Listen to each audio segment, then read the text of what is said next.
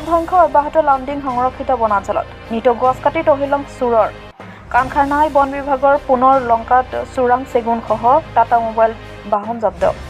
স্থানীয় ৰাইজে আবদ্ধ কৰে চোৰাং চেগুনসহ টাটা মোবাইলখন লংকাৰ 2 নং ৰেল গেটৰ সমীপত আবদ্ধ কৰে বাহনখন ঘটনাস্থলীৰ পৰা টাটা মোবাইল বাহন এৰি পলায়ন চালকজনৰ জব্দ কৰা বাহনখনৰ পঞ্জীয়ন নম্বৰ AS22BC0517 ঘটনাস্থলীত লংকা আৰক্ষী উপস্থিত হৈ থানালৈ লৈ আহে চোৰাং চেগুন ভৰ্তি বাহনখন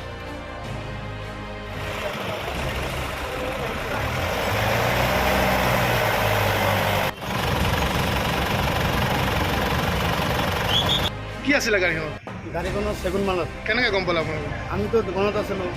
তাৰপিছত ওলাই দেখোঁ কেইটামান মানুহে ধৰিছে গাড়ীখন তাতে চেগুন মাল আছে তিৰপাল দি ঢাকা আছিলে ৰাইজ ৰাইজ তিৰপালখন উঠাই দেখিলে চেগুন মাল তাৰপিছত পুলিচ আহি লৈ গ'ল গাড়ী কি গাড়ী আছিল টাটা মোবাইল মানে চোৰাং কৰি আনি আছিল এইটো চোৰাণেই হ'ব এতিয়া যাকে চৰকাৰে যিটো এইটো বন্ধ কৰিছে এইটো চোৰাণেই হ'ব কোনো ধৰণৰ কাগজ পত্ৰ পোৱা নাই কাগজ পত্ৰতো পুলিচক দেখাইছে কিনা মই সেইটোতো ক'ব নোৱাৰোঁ ড্ৰাইভাৰ পলাল এইটো মালিকো নাই কোনো নাই গাড়ী এইটো পলাল ড্ৰাইভাৰ পলাইছে এই জেগাত যোনখিনি জেগাত ধৰিছে জেগাখিনি কি নাম এইটো হ'ল Lanka 2 number rail 2 number rail গেটতে ধৰিছে মানে ৰেল গেটটো বন্ধ হোৱাৰ কাৰণে ৰেলখন বন্ধ আছিলে সেইকাৰণে